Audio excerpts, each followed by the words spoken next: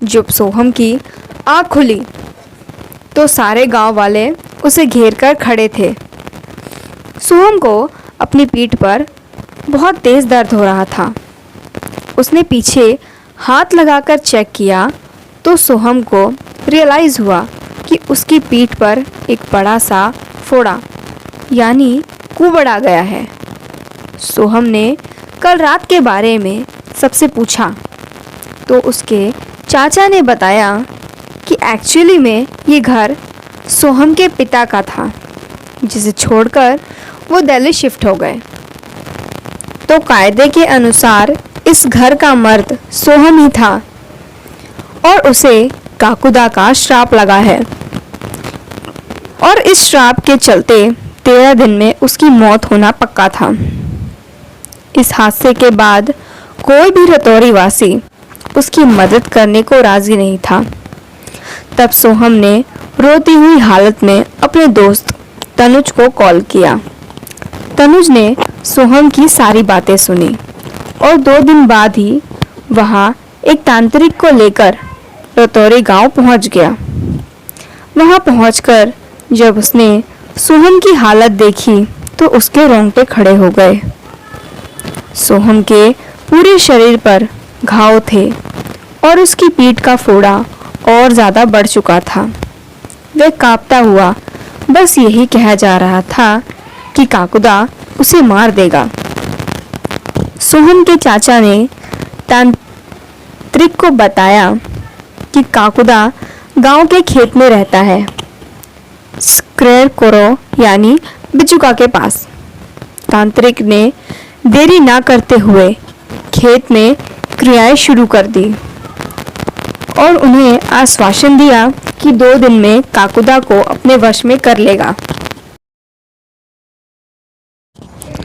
वो दिन रात पूजा करता था, लेकिन सोहम के घाव बस बढ़ते ही जा रहे थे।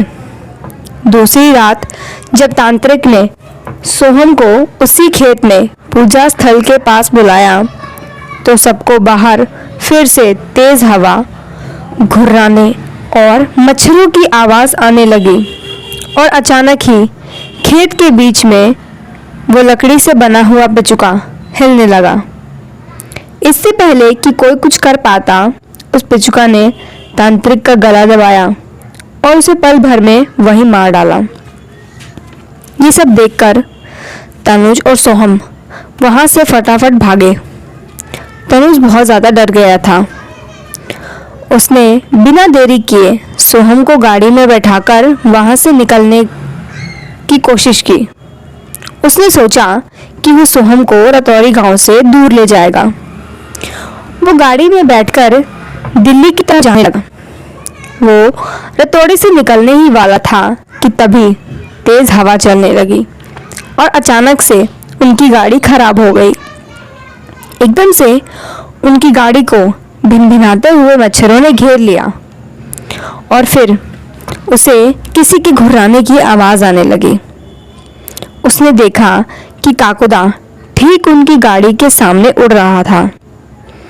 तनुज दरवाज़ा खोलकर काकुदा से दूर भागने लगा, लेकिन काकुदा उसके पीछे एक साए की तरह चिपक गया था। कुछ ही पलों में सोहम ने देखा कि तनुज हवा में उड़ रहा है और काकुदा उसके पीछे है।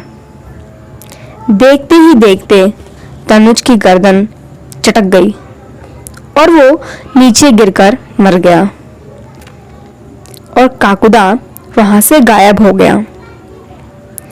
काकुदा अब बहुत गुस्से में आ चुका था।